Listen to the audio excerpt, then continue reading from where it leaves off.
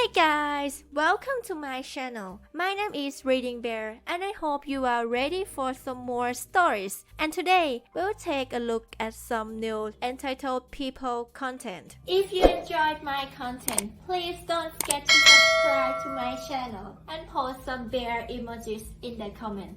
And now, let's dive right into the stories. The first story is titled, Karen Raged After I Got Her Towed from My Private Property for Parking in My Driveway. Summary. In this story, Op lives next door to a man who has yard sales every week. Eventually, the neighbor starts parking his car in OP's driveway during these yard sales, as to make more room for his customers. After doing this several times, and refusing to move the car, Op calls the police and gets his car towed. My husband and I live in a pretty well-known city. Our particular street is busy itself, as people use it as a shortcut to get on one of the main roads. Because of this, parking can be a real pain in the ass if you do not have a driveway. Luckily for us, we do have a driveway. Well, unfortunately for us, we also have some very entitled neighbors. See, they had always been friendly with us prior to this situation. Well, until they started having weekly yard sales. Every Saturday, they started having yard. Could hear them setting up early in the morning. At first, it was no worry to us. As a matter of fact, we actually bought a couple of vintage items from their yard sales on various occasions. However, as people realized they were having these yard sales every week, more and more cars were parked on our street on Saturdays. It was a little bit of an inconvenience, as we had to be more careful if we were going somewhere for the day and had to back out of our driveway. However, they were not doing anything harmful. Until one day, we came back home in the afternoon. Someone was parked in our driveway. And upon closer inspection, it was our neighbor's car. We were a little confused and parked in the street before going over and asking our neighbor. When we asked our neighbor why he parked in our driveway, he said that he was trying to make room for all of the people coming to his yard sale. So, he did not have enough parking space to accommodate the people coming to his yard sale, so he decided to park in our driveway, taking over our space? We asked him if he could please move his car, because this was our driveway, and he should have asked before he took it upon himself to park there. I really did not understand. Upon our request, I could tell that he was getting irritated. He said that he could not move his car right now, because he was busy with his yard sale. My husband piped in and told him his wife was helping him, and that it would only take 2 minutes. I was progressively getting more and more upset. If he wanted to make more space for his customers, he could have asked us. He could have even asked us to park in our garage or something. His house had a detached garage in the back, but he did not, and he was coming off extremely entitled. Well, after arguing back and forth for a few minutes, he finally moved his car, and we were able to park in our driveway. He did not really talk to us for the week after that, but if he was going to be rude about the fact that he took advantage of our property, then I did not really care. However, the Saturday after that, he was having another yard sale like usual. We were out visiting my husband's mom for the day, and when we came back, not only was our neighbor's car back in our driveway, but so was another strange car. My husband had enough. Even though this was only the second time, there should not have even been a first time to begin with. We went over to the neighbor's yard sale and demanded that he removed his car from our driveway, or we would call the police. We also demanded to know who the owner of the other car was parked in our driveway. To be honest, we were causing a little bit of a scene. I hated to be that person, but I do not feel like we should have to fight for our driveway. If he was going to have these yard sales, then he needed to make sure people knew where to park or direct them to park down the street or something. It was not fair to us. At all. So of course, our neighbor gets butthurt that we have called him out in front of his yard sale customers. He stated that the other car belonged to a grandpa shopping at his yard sale with his grandkid, and that making him park in the street would be a safety hazard since he used a cane. Listen, I know empathy when I see it, and this definitely was not it. I am almost willing to bet that he told one of his customers that they could park in our driveway. And it was clear that our neighbor was not going to budge this time. So, I pulled out my phone and called the non-emergency police line in front of the neighbor. The officers actually arrived quickly, and upon arriving, our neighbor went right over and tried to explain his side of the story. My husband, being the smart man he is, waiting calmly, and then explained to the officers what had happened, and how our neighbor parked in our driveway last weekend without permission as well. Our neighbor piped in and said he was doing it because his yard sale, and how he does not do it any other time. The officer stated that it did not matter why he was doing it or when, as he did not have permission to park his car on our property. Obviously, this pissed the neighbor off anymore, and he still refused to move his car. So, the police officers help us get a tow truck called out to take care of the 2 cars. I told the needless to say, our neighbor was absolutely furious. We did not see his car for another 3 weeks, so we assumed it took him a while to get his car back. Not just that, but during these 3 weeks he was bad talking us to a lot of the other neighbors on the street. While most of them were on our side, 2 or 3 households refused to talk to us, as they were pretty close friends with this neighbor. Either way, I do not have to deal with these assholes anymore, so I do not care. Oh, and he still has his yard sales every Saturday. Except now he has a sign that says, "Parking behind house." Sucks to suck. The next story is titled, "Ex-friend thinks I'm going to be their landlord." TLDR. A former friend has left a bunch of her stuff in my flat and plans to move in. She has made zero attempt to contact me, but somehow thinks this will work out in her favor. I am in the UK. I bought my first flat when I was in my 20s. I rented out a room to a guy from Poland. Awesome flatmate, FM, super good at DIY and maintenance. I was seeing someone for a while, let's call her Ghost. Ghost lived with 2 other girls, one of whom is the titular ex-friend, let's call her Karen. Ghost and I broke up, from the imaginative name you can guess what happened, and that whole friend group ditched me. My career went pretty well, and I bought a house in the suburbs. I decided to let FM stay on in the flat on the same rent, with the proviso that he not sublet, but his girlfriend, GF, moves in, which is fine.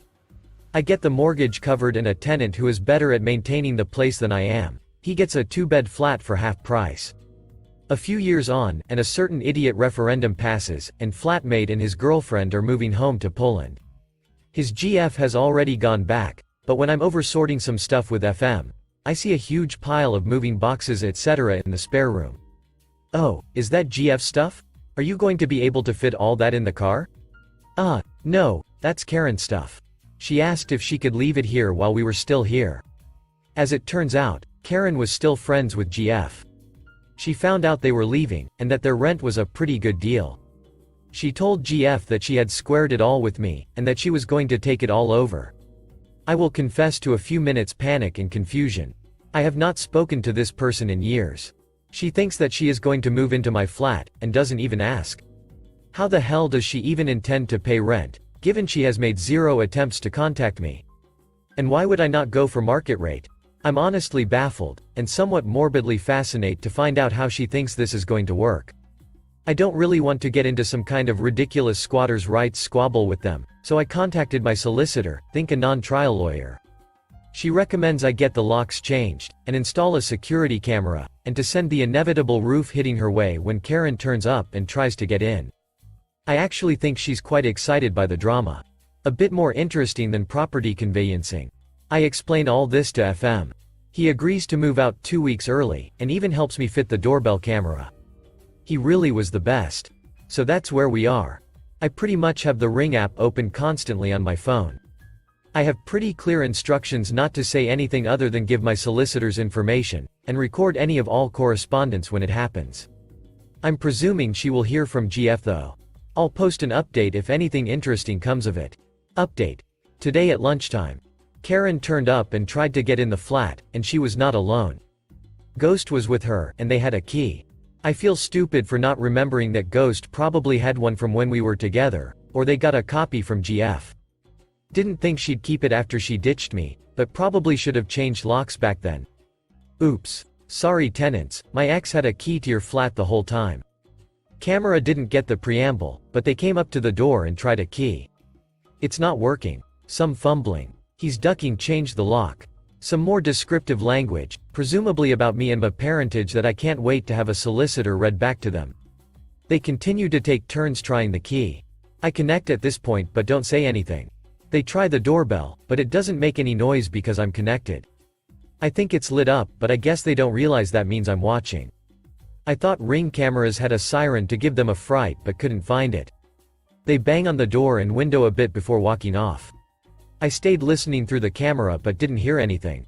Still eerily quiet on phone. Video sent to solicitor anyway. I've had 2 calls from unknown numbers.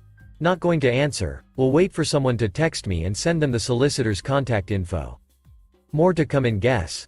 In hindsight, I should probably have waited to see how this played out before posting. Solicitor would probably murder me if she knew I was doing this. Update 2. After a whole bunch of phone calls from random numbers, I finally got one from Ghost's father.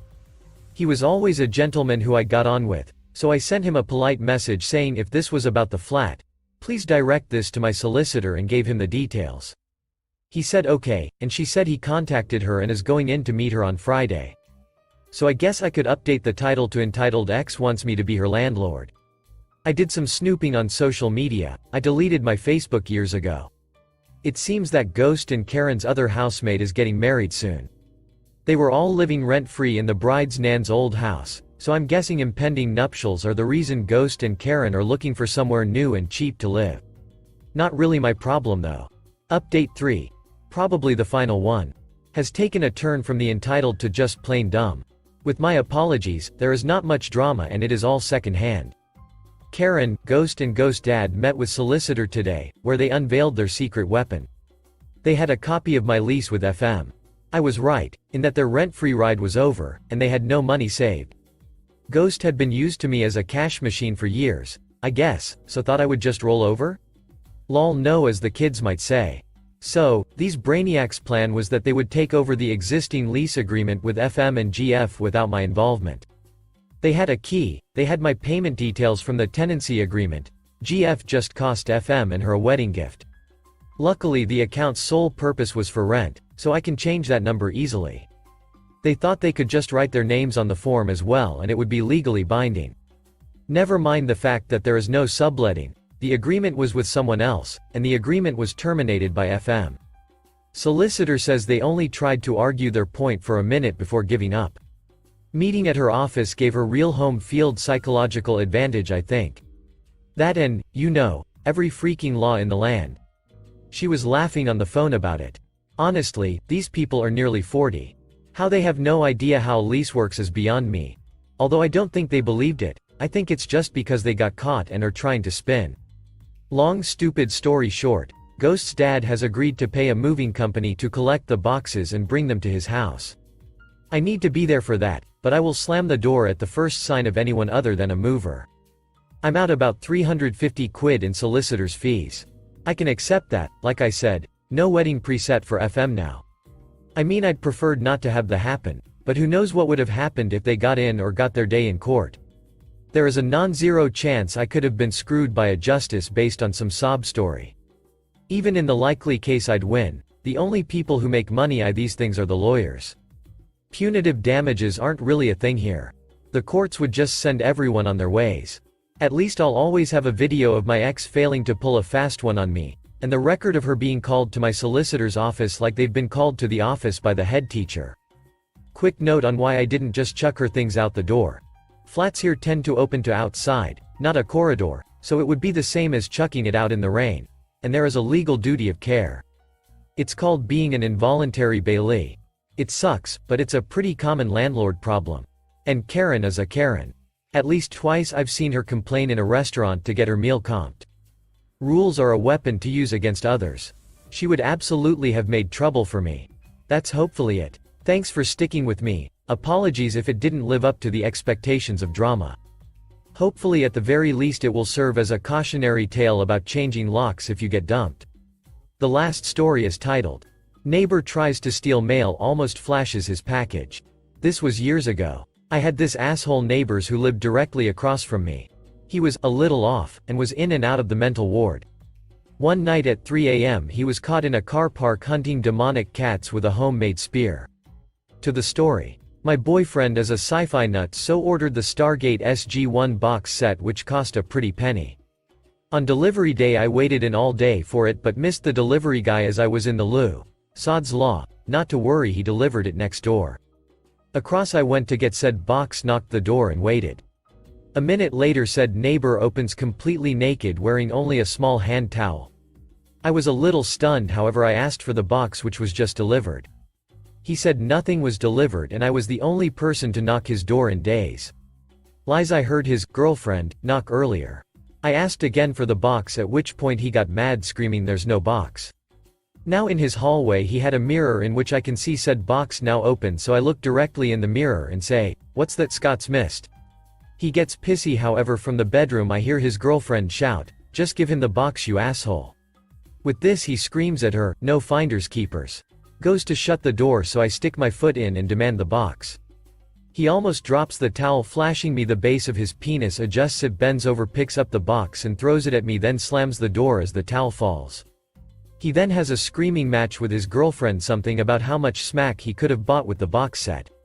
40 minutes later she's at my door to say sorry with bright red eyes and running makeup. She was never seen again. The landlord threw him out a few months later and now there's a nice young couple in there. I have hundreds of stories on this guy. Sorry if this is long and rambling. Thank you for listening.